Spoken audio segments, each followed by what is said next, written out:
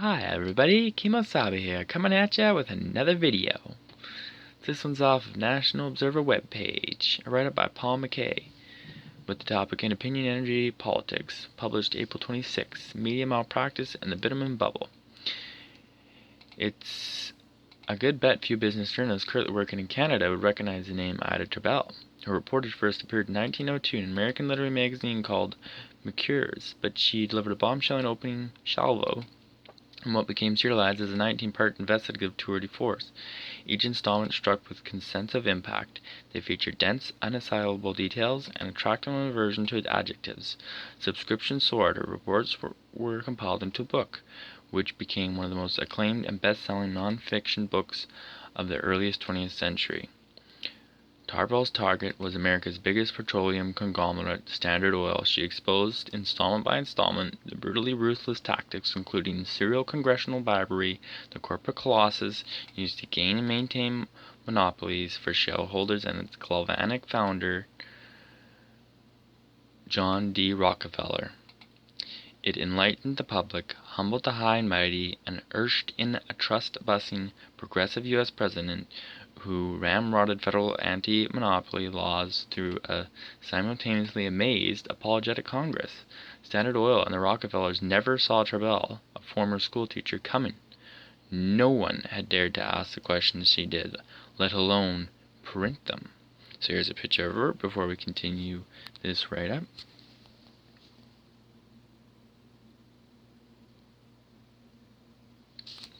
Okay, hopefully you saw her there. And the photo was done by James E. Purdy in 1904, courtesy of the United States Library of Congress Prints and Photographs. Soon, fellow Mucketeer reports exposed corruption and monopoly abuses in Chicago meatpacking plants, rapturous railroad barons, municipal graft, labor safety violations and union busting, and appalling conditions in public insane asylums.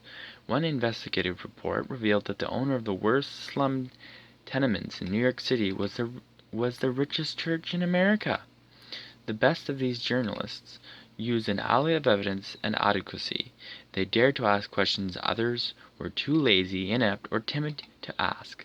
Our profession has its heroes, like Emile Zola, accurately accusing the French government and military of knowingly convicting an innocent officer of treason, or Woodward and Bernstein daring to ask if a troop of third-rate bungling burglars might be henchmen for President Richard Nixon, or more recently Michael Lewis's exposing breathtaking big shots,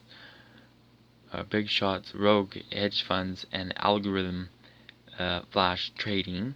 But history of business journalism proves that these figures are an exception. It is notorious for failing to detect bubbles before they burst with calamitous consequences. In 1637, Dutch tulip bulb Manea, in 1920, Ponzi postal fraud screen, in 2001, Enron phantom trading scam, Bernie Madoff's criminal syndicate, and the 2008 U.S. mortgage fraud that rocked companies and economies across the globe and were all ripe for exposure long before they collapsed.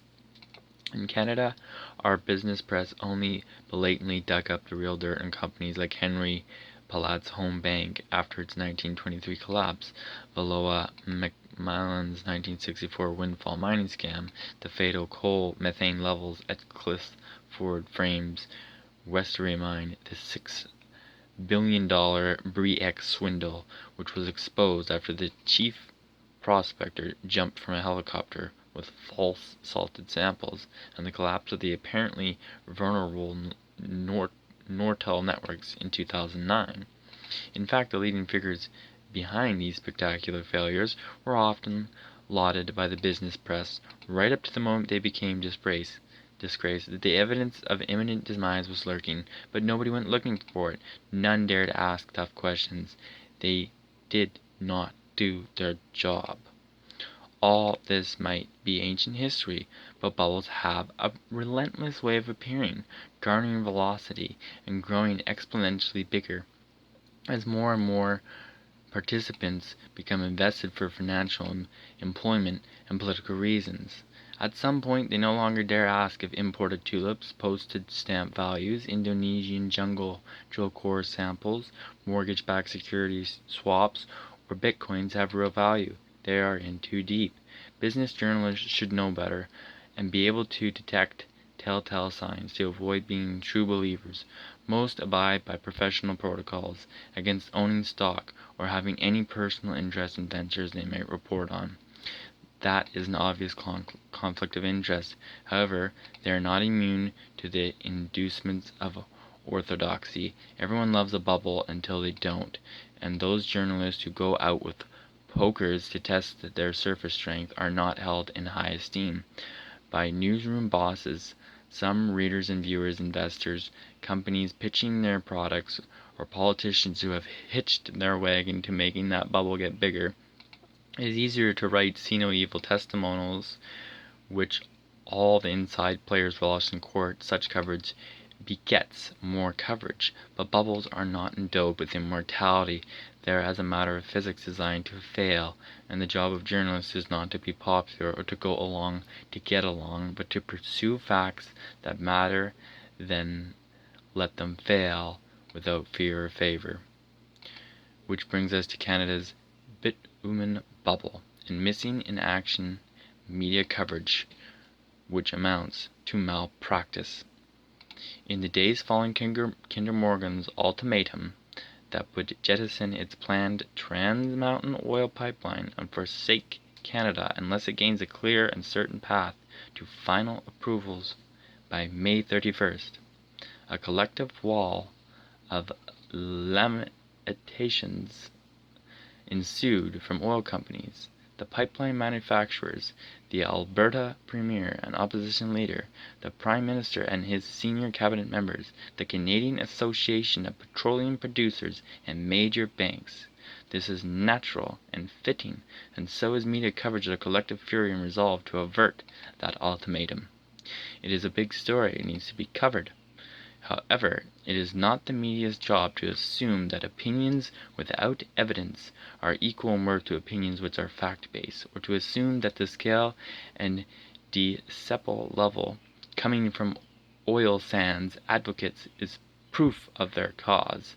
A noise meter is not evidence, or to assume that the voices of opposition should be discounted as at best merely emotional and at worst severely irrational. In a recent three-part series of investigative reports published by the Energy Mix, I laid out an evidence-based argument that there is no credible business case to support an expansion of oil sand exports or the proposed Trans Mountain and Keystone XL pipelines, that Alberta's bitumen bubble is about to burst due to multiple global forces far beyond its control. This is either true or it isn't. Any business journalist is free to read these reports, access the evidence, and present and make up their own mind. Those who decline because they are already certain such a bitumen bubble does not exist, or believe that merely asking such a question amounts to hearsay, or puts the national interest on trial, prove they are not an Ida Tarbell or Bob Woodward willing to dare dig and do their job. If there is no credible business case for expanding bitumen exports, no Asian customers willing to buy huge volumes of Alberta oil at prices significantly higher than U.S. refiners will pay, then there is no business case for the Trans Mountain and Keystone XL pipelines, so no new investment capital for oil sands production or pipeline projects will be put at risk, and existing oil sands producers will continue to operate at current scale. That will mean no extra royalty revenues for Alberta's debt-plagued government to promise before an election next year, and no victories for the federal Liberals in tout in 2019, asking the hard questions about bitumen. None of this is good for those inside the bitumen bubble. It means a world of hurt is on the horizon. Of that is something no oil sand opponents should celebrate. However, if there are no confirmed new Asian buyers lined up to buy Alberta bitumen for decades to come, then reality will hit home sooner or later, and the longer oil sands advocate pretend there is no bubble, the more brutal the impact will be. In my view, Canada's mainstream business news platforms, with a few stellar exceptions, have failed in their responsibility to make facts and evidence the cornerstone of their oil sands coverage. I routinely read the business sections of the Globe, Toronto Star, Edmonton Journal, Calgary Herald, Vancouver Sun, National Post, and Financial Post. I scan BNN Daily and the political panels shows of CBC and CTV. To my knowledge, no one has asked these 4 questions. What proof is there that Asian refiners have signed contracts to purchase vast volumes of Alberta raw bitumen for decades to come? If these do not exist, there is no demand. What proof is there that Asian refiners are willing to contractually commit to a much higher price than U.S. refiners will pay for raw Alberta bitumen? If such contracts do not exist, there is no price certainly to support oil sands expansion. What proof is there that Alberta bitumen ranks high in global comparisons of oil quality, price, and ocean supertanker access, shipping costs, and speed? And lastly, which private big oil players have recently placed big bets buying new undeveloped oil sand properties, which would underpin Alberta's expansion plans? Tellingly, the working assumption seems to be that such businesses' cases certainly must exist, even though there is no evidence of it, and that there isn't a bitumen bubble because no reporters have dared to ask if Alberta's oil sands ambitions really amount to a bright and shining lie. Just as generations of children don't press their parents very hard about that pony they expect to get for Christmas and how it will get down the chimney, the answer might be unthinkable. But this media malpractice is not just a sin of omission, of failing to ask tough questions. It is a sin of commission. When business journalists or media personalities lob only softball questions to oil sand advocates, they print or broadcast assumptions making as facts and confuse what many Albertans would like to happen with what is likely to happen because of inconvenient facts. Science banished from debate. As journalists, we do Canadian citizens, readers, and viewers no favors by evading uncomfortable evidence, ignoring basic failures of logic, or not exposing glaring contradictions and concealed conflicts of interest. Otherwise, we are enablers, not an instrument of democratic and social accountability. Some examples: in a month of media coverage about the escalating battle about the Kinder Morgan pipeline, not once have I seen a climate scientist interviewed about the risk greatly expanded bitumen exports might pose to people in the biosphere. In effect, science, the most reliable source of facts, has been banished from debate stage, leaving provincial economics and national politics to dominate every discussion. How convenient! This has partitioned the parameters of debate and the very vocabulary used. The fate of Alberta, future oil sands, and pipeline projects get confronted not by respected climate or marine scientists, but by video clips of left coast environmentalists with a plea card in one hand and a latte in the other, bitumen with a demonstratively deadly chemical signature because of a benign product of resource barely different from wheat, lumber, or potash. Yet the world's top climate scientist has explicitly warned that Alberta's oil sands amount to a delayed fuse carbon bomb our biosphere cannot tolerate. Top international economics, led by the esteemed and astute Lord Nicholas Stern, has identified those same bitumen deposits as unburnable standard assets. To date, these scientists and economists have not issued warnings about the perils of Canadian potash exports. Once adopted, these unchallenged oil sands euphemisms take on a force of their own and foster new imperatives. Of course, Albertans should be outraged if they can't get their resource to market. Of course, the federal government should step in to protect the sanctity of inequitable interprovincial trade. Ergo, the Kinder Morgan pipeline expansion becomes a matter of national interest, where supporters are patriots, opponents are almost tenuous, and any province which defers approvals until more science is completed is worthy only of being nation shamed. From that, it was a lightning quick leap for some corporate leaders to publicly lament that Trans Mountain standoff means that all infrastructure investments in Canada is ready to fall off a fiscal cliff, that soon fortune financiers will only touch us with a pole longer than the CN Tower, and that our resource sector may never recover from such a body blow to our global reputation. Many of these comments were recycled into next day business stories and approvingly quoted by emboldened Alberta Premier and senior Trudeau cabinet members. Worse, the business press readily reported alarming forecasts that Western Canada would lose untold billions in future wealth should the 2 new pipelines not get built. Those forecasts of forfeited wealth came from major Canadian banks, which assumed, without providing evidence, that exported bitumen could fetch much higher prices from Asian refiners than the U.S. counterparts now pay. The banks did not disclose that they also have billions in outstanding loans to oil sands and pipeline projects. I saw no media reports or commentators that called out this brazen conflict of interest.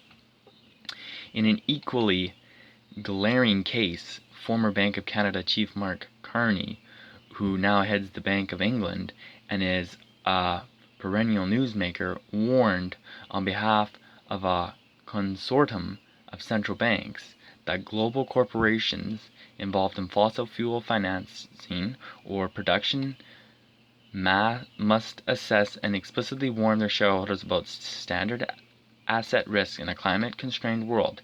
It fell on deaf ears at business news desks in Canada. But last week, Europe's largest bank, HSBC, joined our other global banks, insurance pools, and pension funds in declaring it would no longer risk loans to new oil sands projects or planned pipelines like the Trans Mountain Expansion and Keystone XL. That may amount to a final, fatal bullet aimed squarely at Alberta's bitumen bubble. Where is the evidence of bitumen demand? For failures to unravel Looney Tunes logic, candidates around Alberta Premier Rachel Notley, Prime Minister Justin Trudeau, and Federal Environment Minister Catherine McKenna blithely claimed that ramping up carbon-laced bitumen exports would garner new cash to help pay for low-carbon investments in Alberta and BC, marine safety upgrades, and that Canada could meet its solemn Paris pledge to reduce national carbon emissions while 2 oil sand provinces go totally rogue. Alberta touted its vaunted carbon tax on large emitters as a sign of climate leadership. But all future raw bitumen exports are exempt. Justin Trudeau's Liberals promised a reform of national environmental assessment laws, then exempted oil sands and pipelines in the draft of regulations. Now they are avowedly preparing to battle BC Premier John Horgan over the Trans Mountain Pipeline with whatever legal, fiscal, or other weapons are required. There have been dark hints that federal troops might eventually be deployed along the pipeline route to maintain the rule of law. A titanic test of wills may be only weeks away. The first casualty of such a war, as always, will be the truth.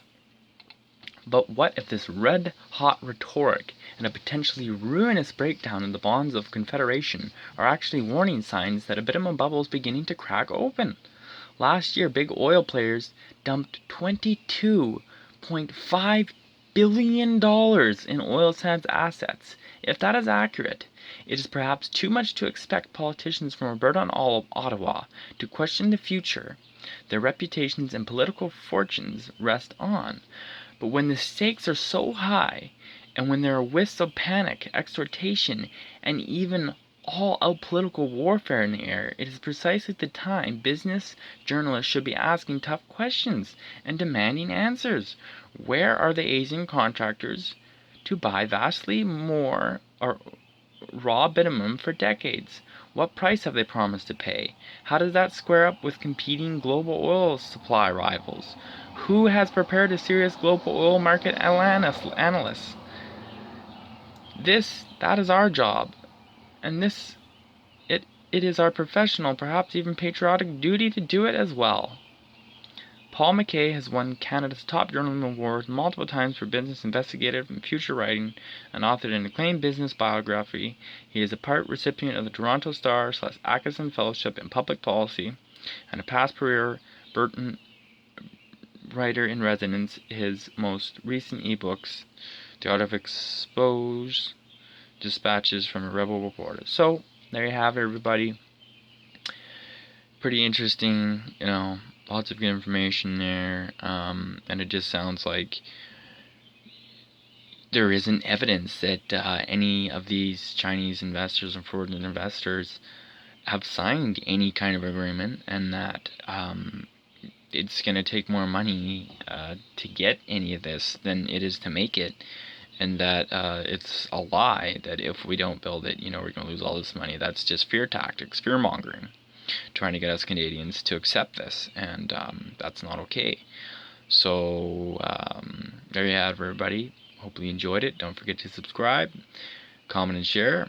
We'll see you in the next one soon. Hopefully everybody's having a fantastic May. See ya.